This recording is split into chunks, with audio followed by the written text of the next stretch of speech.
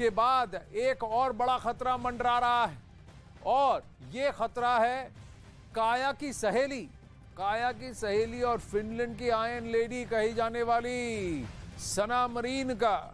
वो यूक्रेन को एक ऐसा हथियार गिफ्ट करना चाहती हैं जो रूस में खलबली मचा सकता है। डर है कि इसके बाद पुतिन पूरे यूरोप पर हमला कर सकते हैं।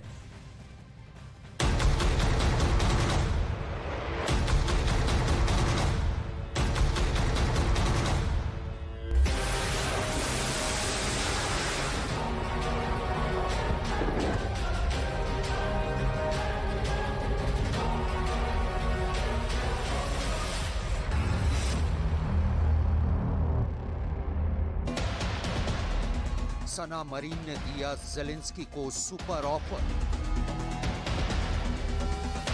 मॉस्को से वॉशिंगटन तक मचा हड़कंप। यूक्रेन को मिलेगा F-18 हॉर्नेट। पुतिन को हराएगा मरीन का अमेरिकी ततैया।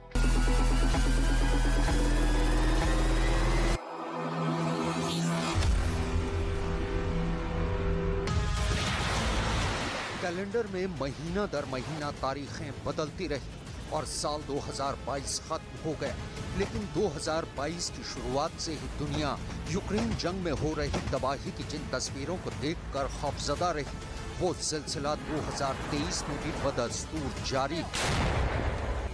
2023 की शुरुआत से ही पुतिन जिस तरह बर्बादी का बारूद यूक्रेन पर बरसा रहे हैं, उसे देखकर लगता है कि ये सिलसिला यूक्रेन की पूरी तबाही पर ही थमेगा। यूक्रेन पर बरसते रूसी बारूद को देखकर ज़ेलेंस्की अमेरिका और नेटो से बार बार लॉन्ग रेंज वेपन और फाइटर जेट मांग रहे हैं। जाहिर सी बात है, ज़ेलेंस्की रूस को हराने और अपने देश से रूसी सेना को बाहर खदेड़ने के लिए बेताब है, लेकिन लगता है कि उनकी बेताबी को देखकर अब उनके मददगार देश भी बेसब्र हो रहे हैं। फिनलैंड उन देशों में से एक है जो रूस के आक्रामक तेवर देखते हुए जंग के शुरुआती दौर से ही यूक्रेन के हथियार और दूसरे सैन्य उपकरण देकर लगातार उसकी मदद कर रहा है। रूस के खिलाफ फिनलैंड की प्रधानमंत्री सना मरीन के तल्ख तेवर देखकर हर कोई हैरान है। 10 मार्च को सना मरीन एक बार फिर राजधानी कीव दौरे पर गईं। इस दौरान उन्होंने राष्ट्रपति ज़ेलेंस्की से मुलाकात भी की और उन्हें हर मुमकिन मदद देने का भरोसा भी दिलाया। लेकिन कीव दौरे से वापस लौटकर प्रधानमंत्री सना मरीन ने एक ऐसा बयान दिया जिसे सुनने के बाद मॉस्को से लेकर वॉशिंगटन डीसी तक हड़कंप मचा हुआ है। puntaroivat ja arvioivat sitten omia kykyjänsä tämän kaltaista aseapua toimittaa. Mielestäni myös Suomessa tätä keskustelua voidaan käydä. Me tiedämme, että me olemme tehneet päätöksiä uusista hävittäjistä jo aiemmin. Me tiedämme meidän tulevien hävittäjien aikataulun, millä saamme niitä Suomeen. Ja kyllä me voimme mielestäni käydä keskustelua myös Hornettien osalta. Olisiko mahdollista Ukrainaan luovuttaa, minkälaista koulutusta se kenties tarvitsisi rinnalle sitten, että Suomi voisi osaltansa tässä auttaa, mutta mitään päätöksiä ei ole tehty. Keskustelut ovat. Finland की प्रधानमंत्री सना marine के इस बयान के साथ ही Moscow से लेकर Washington DC तक खतरे का सायरन बज गया, क्योंकि जिन हॉर्नेट फाइटर जेट को सना मरीन यूक्रेन को देने की बात कर रही हैं, वो मेड इन अमेरिका है और ज़ेलेंस्की के बार बार फाइटर जेट्स मांगने के बावजूद अभी तक जो बाइडेन ने कोई फैसला नहीं लिया है। पश्चिमी मीडिया की खबर के मुताबिक फिनलैंड ने रूस के खतरे को देखते हुए अमेरिका के साथ एक नया रक्षा करार किया है और उस करार के मुताबिक फिनलैंड अपनी वायु सेना के लिए अमेरिका से 5th जनरेशन के 64 F-35A फाइटर जेट खरीद रहा है।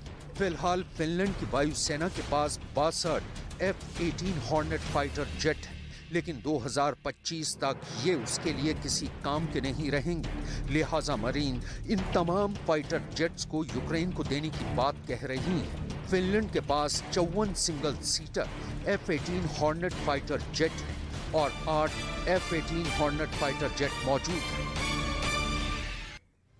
अब अमेरिका ने यह फैसला नहीं किया है अब तक कि यूक्रेन को फाइटर जेट दिए जाएं या नहीं, लेकिन एक एक करके नेटो के सदस्य देश इसका समर्थन कर रहे हैं और सार्वजनिक तौर पर ऐलान कर रहे हैं कि अगर उन्हें हरी झंडी मिलती है तो वे लड़ाकू विमानों से यूक्रेन की मदद कर सकते हैं ताकि वे रूस को माकूल जवाब दे सके।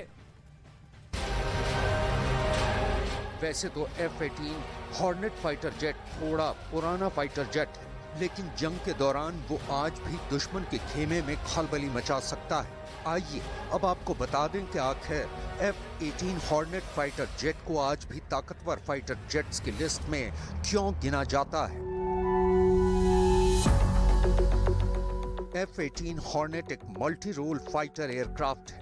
ये 1915 किलोमीटर प्रति घंटे की रफ्तार से उड़ान भर सकता है। इसकी कॉम्बैट रेंज 822 किलोमीटर है। F-18 हॉर्नेट 20 mm की एक वोल्केन गन से लैस होता है।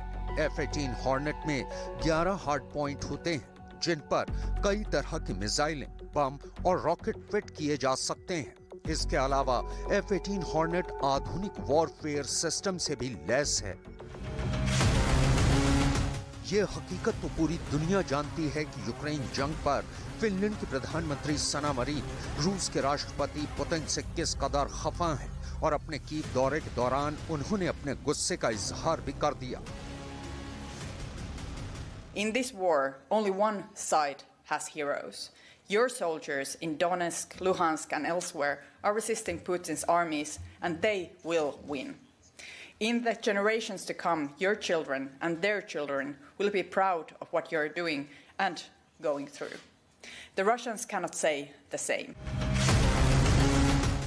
फिनलैंड की आयरन लेडी सना मरीन ने तो ज़ेलेंस्की को पुतिन के खिलाफ F-18 हॉर्नेट देने का बयान दे दिया, लेकिन फिनलैंड के लिए यूक्रेन को ये सभी फाइटर जेट देना इतना आसान नहीं है, क्योंकि जब तक अमेरिका यानी जो बाइडेन फिनलैंड को ऐसा करने की इजाजत नहीं देते, तब तक फिनलैंड के फाइटर जेट यूक्रेन को नहीं दिए जा सकते हैं।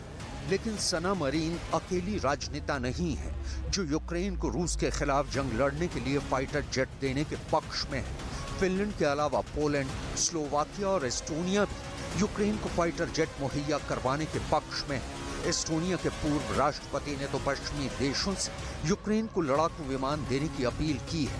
उनके मुताबिक अगर यूक्रेन को लड़ाकू विमानों की जरूरत है तो नेटो को यूक्रेन को फाइटर जेट जरूर देने चाहिए। पोलैंड और स्लोवाकिया तो यूक्रेन को सोवियत रूस के जमाने के MiG-29 फाइटर जेट देने के लिए तैयार बैठे हैं। चूंकि नेटो के दूसरे देश इसके लिए तैयार नहीं है, लिहाजा अभी तक उन्होंने अपने फाइटर जेट यूक्रेन को नहीं दिए हैं। ये बात तो तय है कि अगर ज़ेलेंस्की को फाइटर जेट मिल गए तो वो रूस की सेना के बढ़ते कदमों की रफ्तार पर ब्रेक लगाने में जरूर कामयाब होंगे। लेकिन अमेरिका और नेटो को इस बात का डर सता रहा है कि अगर उन्होंने यूक्रेन को फाइटर जेट दे दिए तो रूस ये जंग खत्म करने के इरादे से यूक्रेन पर परमाणु हमला भी कर सकता है। ऐसे में हालात और बिगड़ेंगे और दुनिया तीसरे विश्व युद्ध की आग में जलने के लिए मजबूर हो जाएगी।